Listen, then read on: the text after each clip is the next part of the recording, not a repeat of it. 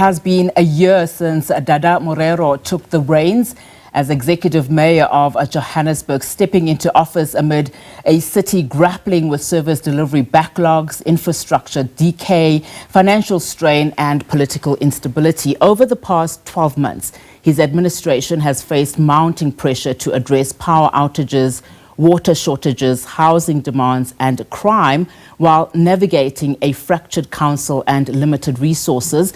As his first year comes to a close, the question remains what progress has been made and where have the challenges outweighed the achievements? Well, joining us in studio is the City of Johannesburg Executive Mayor himself, Dada Morero. Sir, a very good afternoon to you and thank you so much for your time. So as we've been saying in that introduction, of course, today marks a year on since this hot seat, if I can call it that. I believe congratulations are in order for your one-year milestone. Yes. But the issues in Johannesburg are quite dire, as we've said in that introduction. As you reflect honestly here today, speak to us about what you think is behind some of these challenges that we are seeing, and where do you think you've made progress in this 1 year? Well, thanks, Unati, and thanks for the opportunity once more. And I think we need to address these issues in this fashion. One, you'd know that we've had big issues in terms of the water problems, which is in the main, the leakages in our system, which requires us to raise sufficient money to address. In this financial year, we are able to put some money in terms of our pipe replacement program. Secondly, we are refurbishing 25 reservoirs, water reservoirs, which are in a very bad state. You know, some of them are more than 50 years old. They've been damaged. They need to be refurbished. We are also commissioning new that we're almost completing. I think the next month or so we'll be completing the Brixton Reservoir and Tower, which will then help us in terms of the water issue. We do experience a lot of issues around traffic signals and potholes. Our financial year this year, we've put sufficient money, and I think we've started on the war against potholes, and you can see we're almost everywhere addressing potholes, plus dealing with what we call resurfacing of roads, where we find that the road is completely unpatchable. We then go for resurfacing. I think we've been in Hyde Park. I think we'll be coming to the site of the region to ensure that we deal. So we targeted, firstly, let's deal with economic nodes so that we maximize our resources. We have had an explosion of Lillian Goy some 2-3 years ago. We are concluding it. There were contractual issues. Eventually, the program is on track. By end of the month, we'll be unveiling the first phase, which is where the explosion happened. And by the next 3-4 months, we'll then do the second phase, which will give us a complete street of Lillian Goy. There has been successes. There have been good things that we have done. Just completed the library, which was a big issue in Johannesburg. It's fully functional. It's opened. It's proper. We have launched the... Will it be open on weekends? I think they open on Saturdays. I'm not sure, but will be open. The library is already functional. It's operational, and people are there. We are also launching our program on the Johannesburg Arts Gallery. We are raising capital. The program is there. The designs are there. The consultants are on board. We have made a commitment to complete it by January 2027.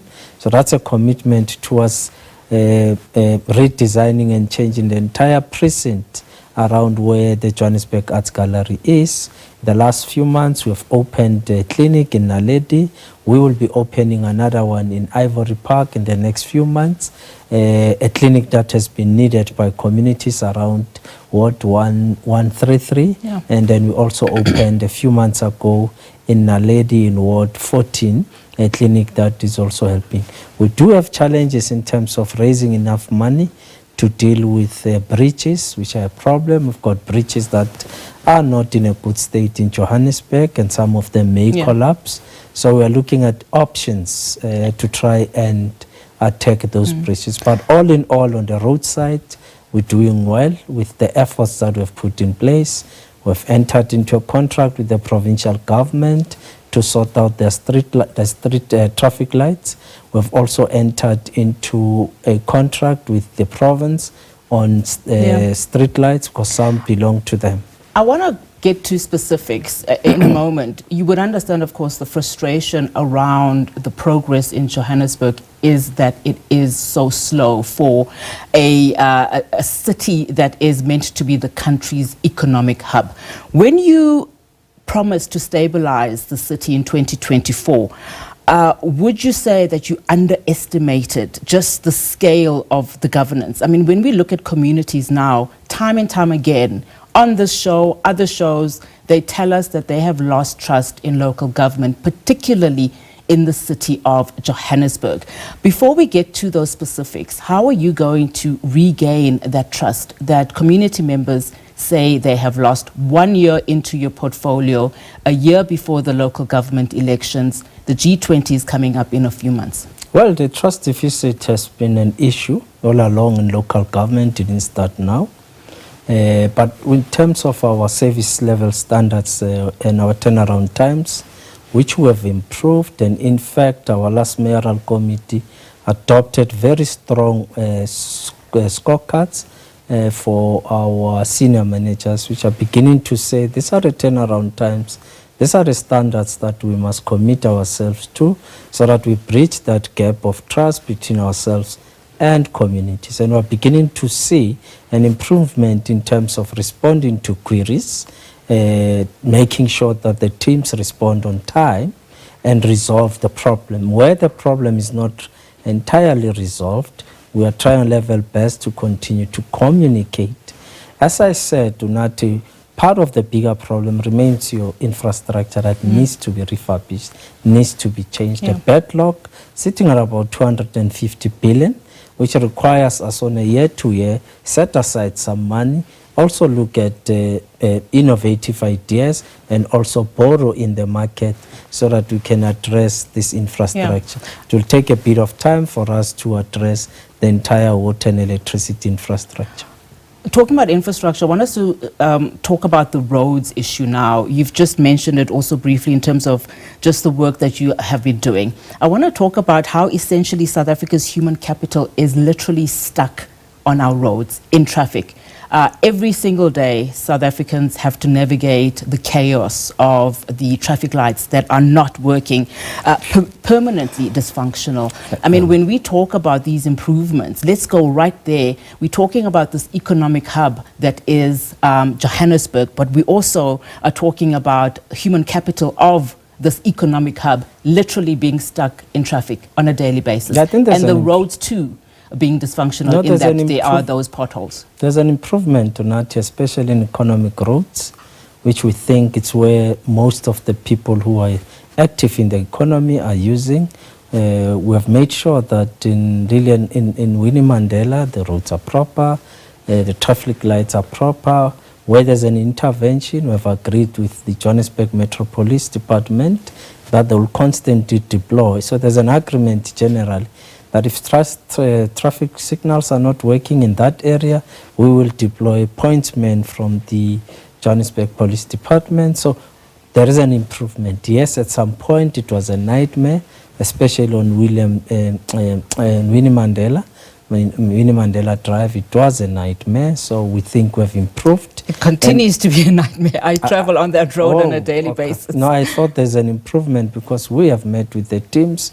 We have given them instructions that you have to be there, ensure that we take people to work and bring them back to work. So I will take the point to say the problem has not been resolved at Winnie Mandela and why. So they will have to explain and give an account, because from the reports that I understand, we are doing much, much better in those areas, especially Winnie Mandela and others. So if there's still a challenge, I must go out there and address it. I've just caught a glimpse of the statement that you released today. I would imagine it's marking the 1 year.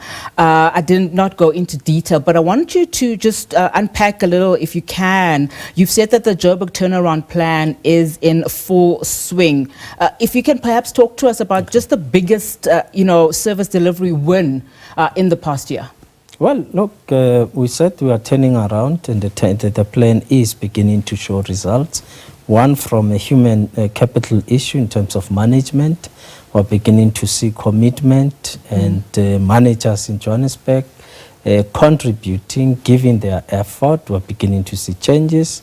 Our collection rate, though not yet stable, is beginning to show that we are doing better. I mean, the last around April, May, we're able to hit the 5 billion mark, which is an indication that we are doing better. We just need to improve so that we keep a 5 billion collection rate. In that way, it means the financial positions of the city will become better. We have completed a few clinics that we had committed to deliver, one of them being in Aledi, the second one being Ivory Park in Ward 133. We have opened the library. We have said we'll do resurfacing of roads. We are doing resurfacing of roads. We just here in Hyde Park a few days ago, I was here myself. We have done the resurfacing, so we are targeting key roads to ensure that those roads are resurfaced. Yeah. We have done we are doing 3 reservoirs in Soweto.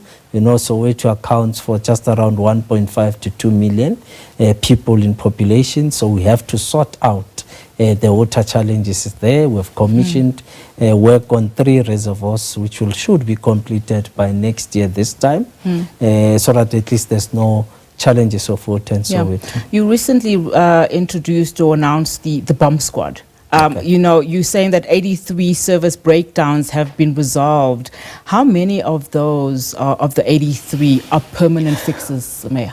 Well, you must remember that once you enter into a resolution of an infrastructure problem, there are 2 things. Either it will be a permanent resolution or it's a temporary one, which then means it requires more investment in so it. how many of those 83 are permanent? Well, I won't have the actual figures at this stage. But yes, I did introduce a team of skilled people. Some of them were former city managers of the city. Some of them have historical knowledge. Some have expertise generally. And I said, can they come on board? And the team is still not concluded. We're still looking at other individuals that we think can contribute towards building the city of Johannesburg. You talk about war rooms that you have on a weekly basis. Part of the frustration is that there's no line of sight of what is being done behind the scenes. Is there a possibility that residents of Johannesburg can be briefed in terms of what goes on into those war rooms, what are the discussion points, or even attend some of them?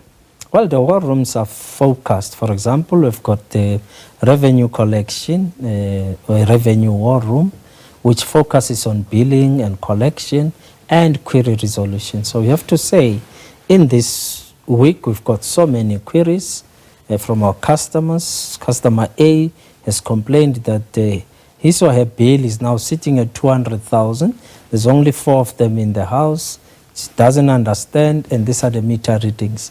We have to resolve that query. Because if your customers are not happy with their bill, they're naturally not going to pay you. So the war room must then focus on customer to customer, resolve their complaints, resolve their queries, so that customers are happy to pay us tomorrow. It's also focusing on collection, who's owing us, focusing on the debt book, and how are we going to collect our money, and to then start putting teams, whether it's domestic debt, it's government debt, it's private or business debt, how are we going to collect it? So that's where they are focusing on, and setting up targets, which are daily targets in terms of collection, to ensure that we can collect. You've got service delivery war room focusing on service delivery failures, getting reports that in this area there's a water burst that has been there for a week or so. They must respond, get it done and resolved. So the war room is focusing on service delivery failures that are there in the city. When you look at your turnaround plan, and when you look at the war rooms, what you're doing behind the scenes, I want us to talk about funding and fiscal accountability. The finance minister has said that he will be withholding funds to those municipalities that are simply not improving when it comes to service delivery. I mean, are you confident then that with the plans that you say that you've made during this particular year, that you will convince Treasury and you will have that accountability and that fiscal discipline to receive these funds for Johannesburg. Well, the minister has raised quite some of the issues are not the first time that the minister would raise with municipalities. In particular in Johannesburg, he does raise the issues of, which were also raised by the AG in terms of recurring findings and how do we resolve those issues. So a team was put in place to start dealing with the findings that the AG would have put in place. So we are responding to the Minister of Finance on the issues that he has raised. Some of the issues, for example, he speaks about the disciplinary board in terms of consequence management, whether we're implementing or not. And you'll realize that with change of government in Johannesburg and change of government, which has resulted in some things not being implemented previously, like the previous administration totally didn't want to implement the disciplinary board, which is in accordance to the law. We have implemented it. The issues that council has already referred to the disciplinary board, which relates, of course, to your unauthorized, irregular and fruitless wasteful expenditure. So we are acting on them and also acting on the individuals that might have acted incorrectly in terms of our UFWs. So we are acting on those things. And in fact, the report that will be given to the minister should be sufficient to give him the right answers in terms of whether we're submitting Section 71 reports. We are. So we will give a full report, normally giving a report by tomorrow to the minister, and possibly also give a press briefing to cover all the issues that the minister has raised. And some of the concerns are true. They are genuine from the minister. We need to ensure we act. Mayor, you've got 30 seconds. The world will be watching Johannesburg, G20 happening in November with the Leaders Summit. Will our roads, our lights, our infrastructure be fixed by then, or are we just going to be seeing routes where dignitaries will be traveling fixed? Talk to us very quickly. Over and above the G20, we are doing work. If you're on the M1, you'll see on a daily basis, we're busy changing globes, ensuring that the motorists have proper lighting. So generally we're everywhere through a program called the Mayoral High Impact Service Delivery, and we are doing that thing, committed to changing the narrative in Johannesburg and making Johannesburg once more a better place for Joburgers to enjoy, and that's what we are doing. Well, certainly we all hope so. Thank you so much, Mayor, for your time. Really do appreciate it. Thank you, City of Johannesburg Executive Mayor Dada Morero. All right, let's continue.